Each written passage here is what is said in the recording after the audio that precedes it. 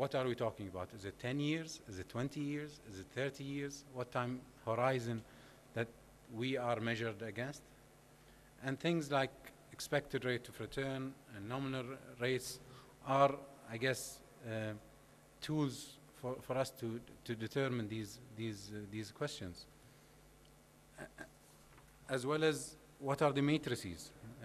Are we using reserve ratios? Are we using nominal rates? Are we using milestones?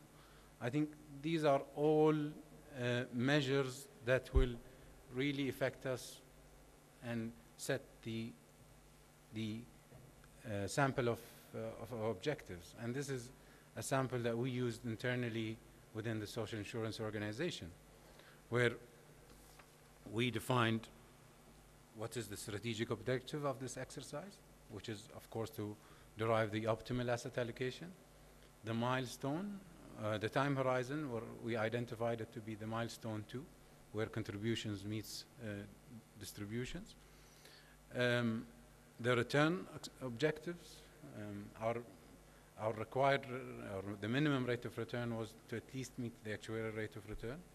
And finally, what sort of risk tolerance we're talking about. Are we talking about an aggressive risk strategy or a conservative risk strategy? This is an example of the third step, which just after setting the objectives, you go and run scenarios, and we use the Monte Carlo simulations with the help of course, outside consultants. We drew about 2,000 scenarios using the objectives and the risk tolerance. And of course, I didn't go through 2,000 asset allocations. What we did is the second step, which is grouping these portfolios.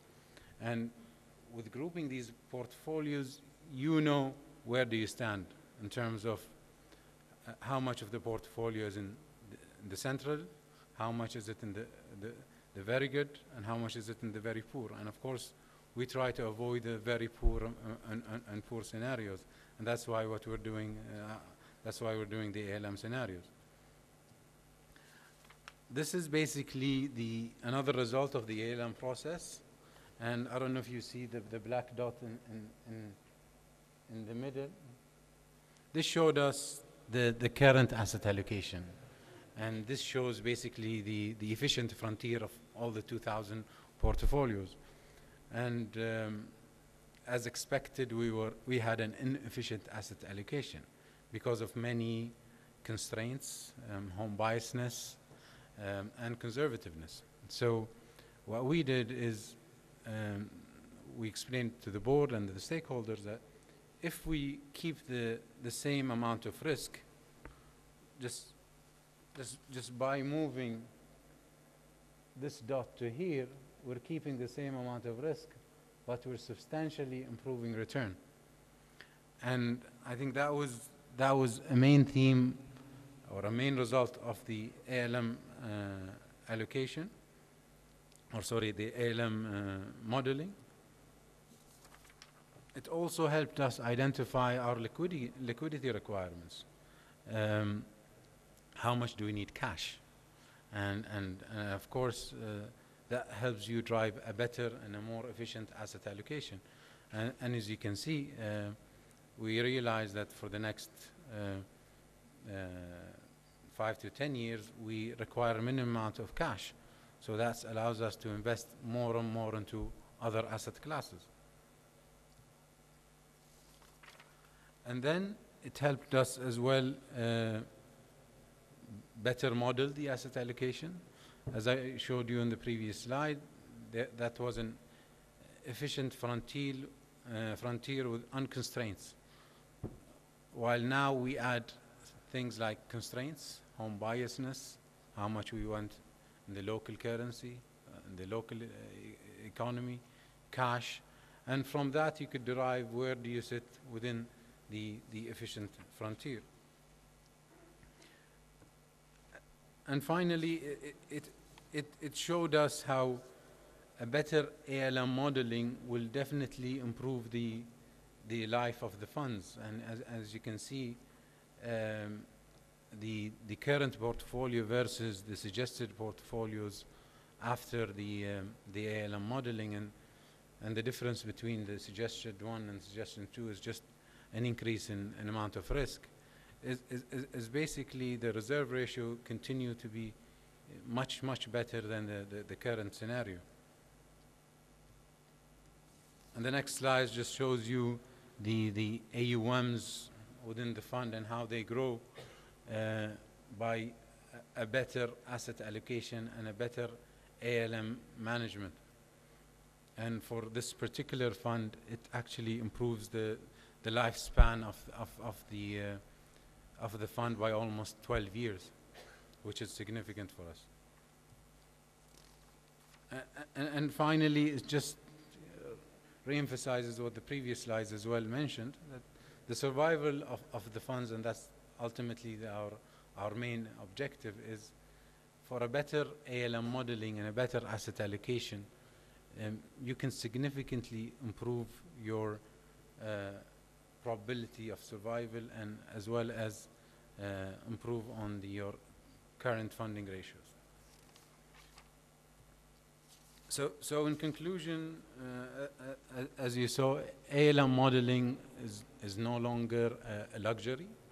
It's a necessity, and for us to better invest on behalf of all our stakeholders, as well as keep the risk measures in place, it's something that we have to do at least annually, and has to be monitored on a quarterly basis.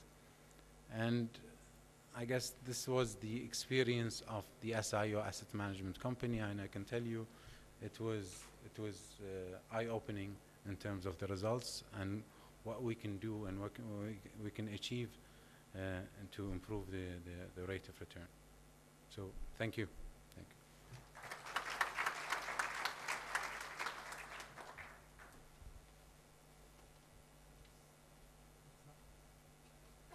Thank you very much for this excellent presentation.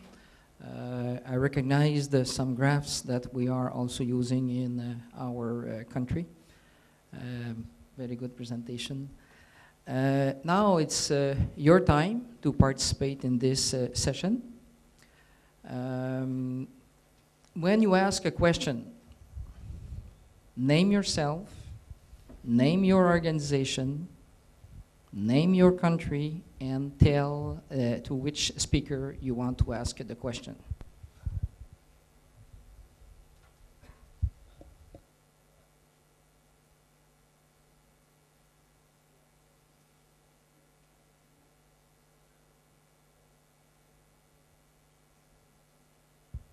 So everything is crystal clear. Good. So I have a question for Mr. Al-Mawali. In one of your slides, you said that the main objective of the ALM is to assist the board of directors, and I would quote only the third one, quantifying risk versus reward.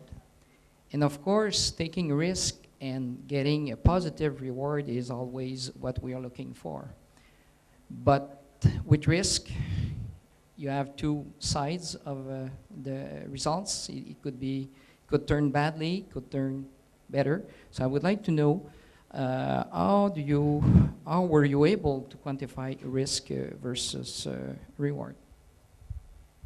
Thank you for this question. I think there is a terminology in finance which called the Sharpe ratio, and basically the Sharpe ratio it's a formula that quantify for you the unit of risk you are taking, how much it will give you the returns.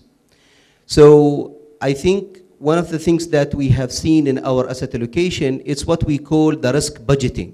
And risk budgeting basically, instead of saying that I want to be 10% in bond as an asset allocation, I want to know what are the risks of this asset class and how I can budget how can I distribute my assets according to the risk.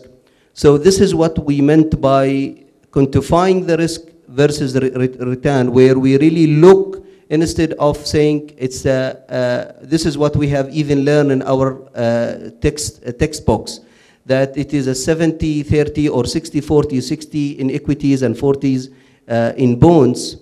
And now the world have evolved and have changed, and now we look to the risk that this asset class will deliver, and then you distribute your asset allocation among this. So this is what I meant by quantifying risk versus reward, and I hope I have answered your question. Thank you. Yes? And after that, this...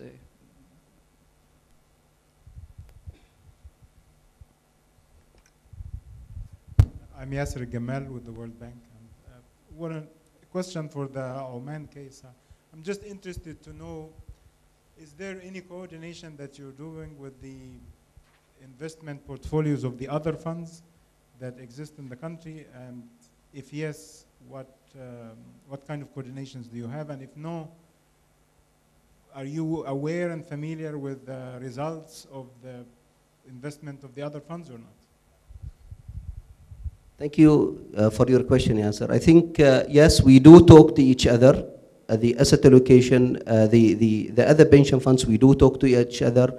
We gather in to these events like the ESA coordinate. We meet and we have really chat with each other. So we really talk about it. However, the investment guideline I have mentioned in my presentation, it is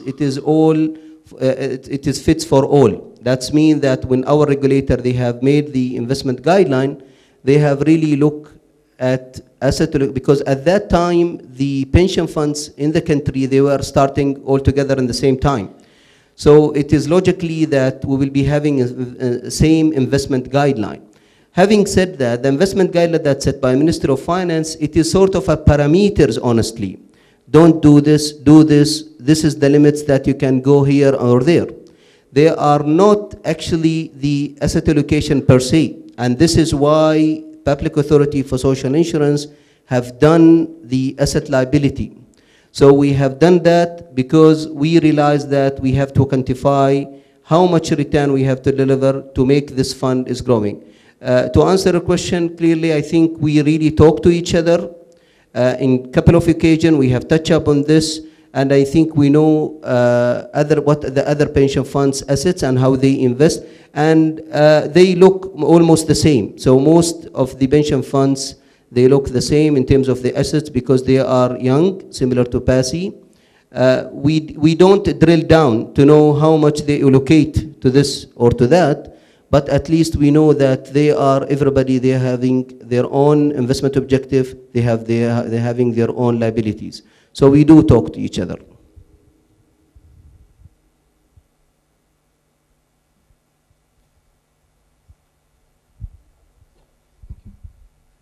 My name is Umar Namadi. I work with the National Health Insurance Scheme in Nigeria. My question is for the board of the two speakers. What steps or what procedures are in place to guard the risk of default, especially associated with the government bond? Can you repeat the question, sorry? What procedures are in place to guard the risk associated with the risk of default associated with the government bond? Risk of default. Yes, I think this is a very good question. I have mentioned that for us, at least in Public Authority for Social Insurance, we have established a risk department. And one of their really mandate is to look to the risk that we are taking.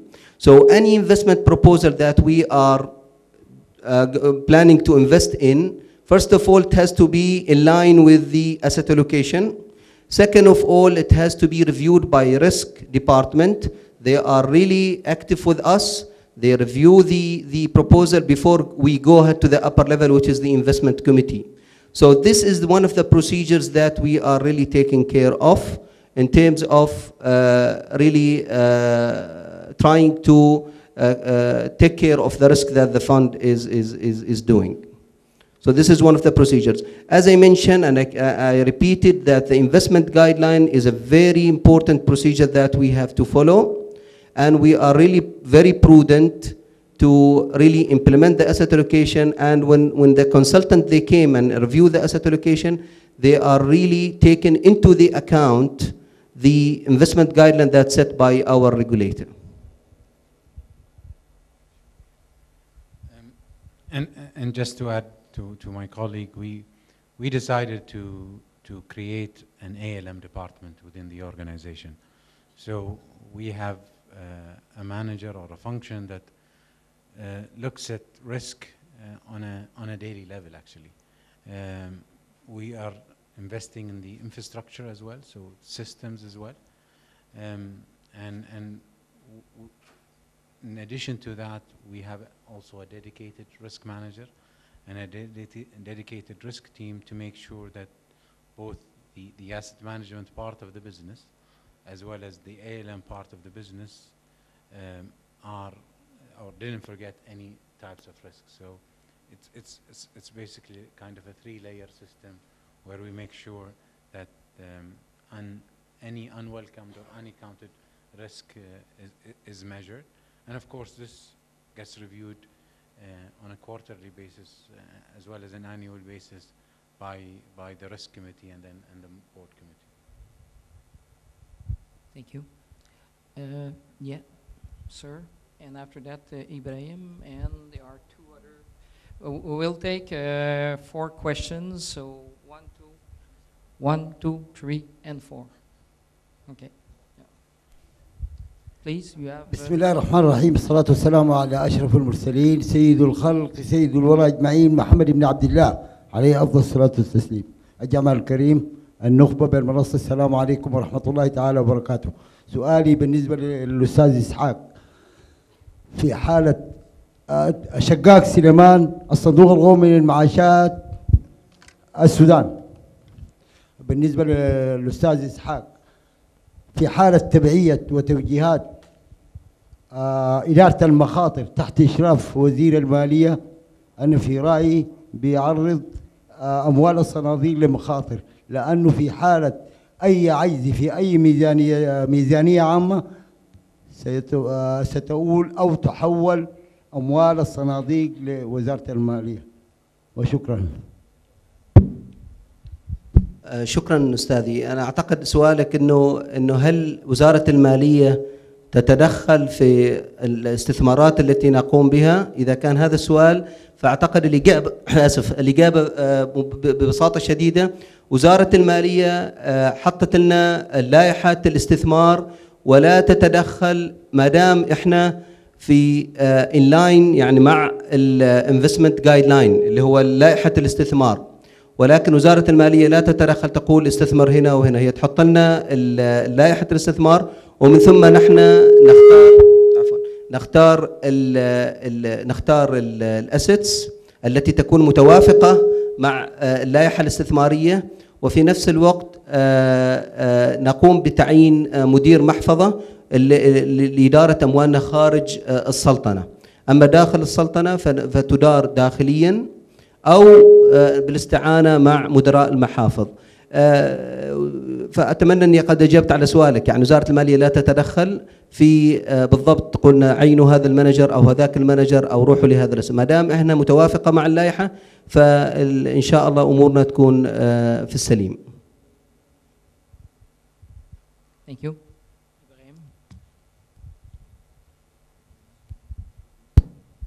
Thank you. Ibrahim Hanna from Lebanon. Actually, I have a question.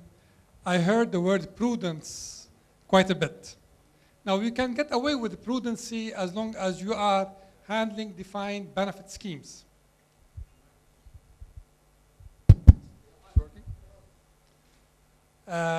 But as you know, many of the funds in the region are being pushed by our colleagues from the World Bank and our ex-colleagues from the World Bank to establish defined contribution plans. And with defined contribution plans, all of a sudden, you will be competing with a private sector where they will not be as prudent as you are, so the returns will be higher. And all of a sudden, you will be exposed to a competition. Now, being a sovereign fund or major national fund, you have limitation like our colleague from Sudan did mention. Although there is no intervention, but you have a nationalistic duty. For example, if you invest in an investment vehicle that is yielding a lot of money and you think it's going to drop, you cannot sell it out. You can't capture your investment. Why? Because you don't want to crash the market, because you are a major player. So you are really in a bind. So how do you handle the present situation and also potential competition? Thank you, Ibrahim. I think when I say prudence, maybe because we came more prudence after the financial crisis. When the financial crisis hit, it hit everybody all across the board. So when I say prudence, that we became, in terms of really, we are taking risk because we have to, as 80% of our investments in growth assets. However, we became more prudent in our due diligence in selecting those managers, in selecting the asset cases carefully. So basically, we try to safeguard the assets of the fund, and we really do a clear filtration of the assets and portfolio managers. So we are taking, Ibrahim, if you like, we are taking risk. However, I would call it a caution. We are very cautious in terms of taking those risks cautiously in such a way that it will not hit us in the medium term of our assets.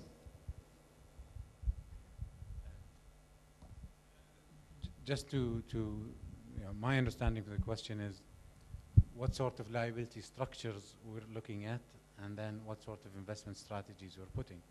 A defined contribution plan has a very, very different liability structure from a defined benefit plan. And as you can imagine, as you know, the funding levels for the defined benefit plans within the region are a bit weak and require liquidity and require investments to fund future distributions. So that's why you